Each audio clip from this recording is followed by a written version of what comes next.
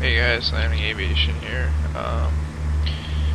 Just gonna do a quick ILS approach video into Detroit Airport, Detroit International, and I'll show you the Detroit skyline here. And just let me talk to the right behind us. Let's see if I can get it. Oh yeah, you can kind of see it in back there. Sorry, that's the Windsor skyline in Detroit. It's just on the other side. There it is. There's the GM building. Anyways,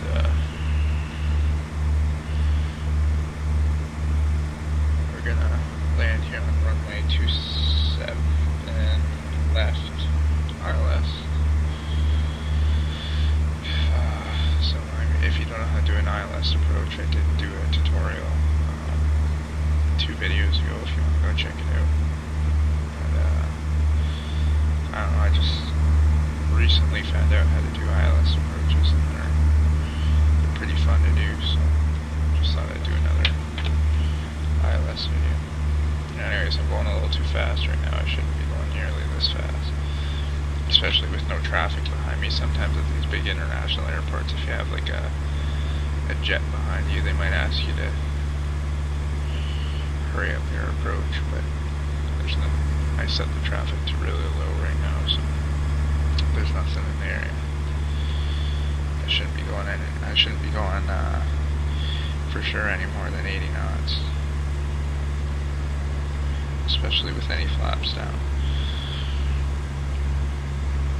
I'm gonna take the next notch of flaps down. I got 2 notches down right now, which I believe is 15 degrees.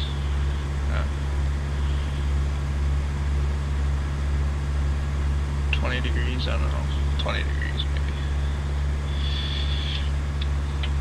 But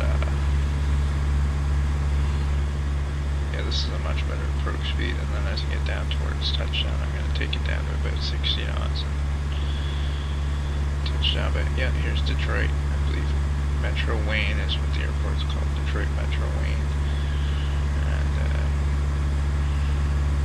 yeah, there's Detroit.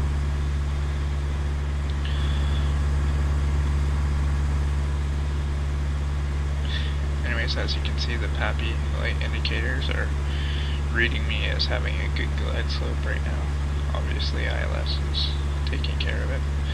I'll tell you, when I do a manual landing, it doesn't ever look like that because I'm not that good, but notice how our speed's coming down as we get closer to the runway. That's exactly what we want. And just when I'm about 50 feet above the runway, I'm going to disengage the autopilot and take it from there.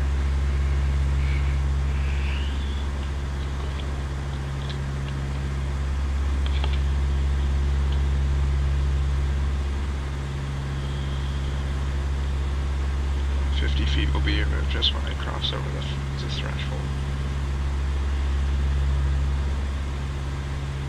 Then just as I'm about to touch down, I'll cut it to idle.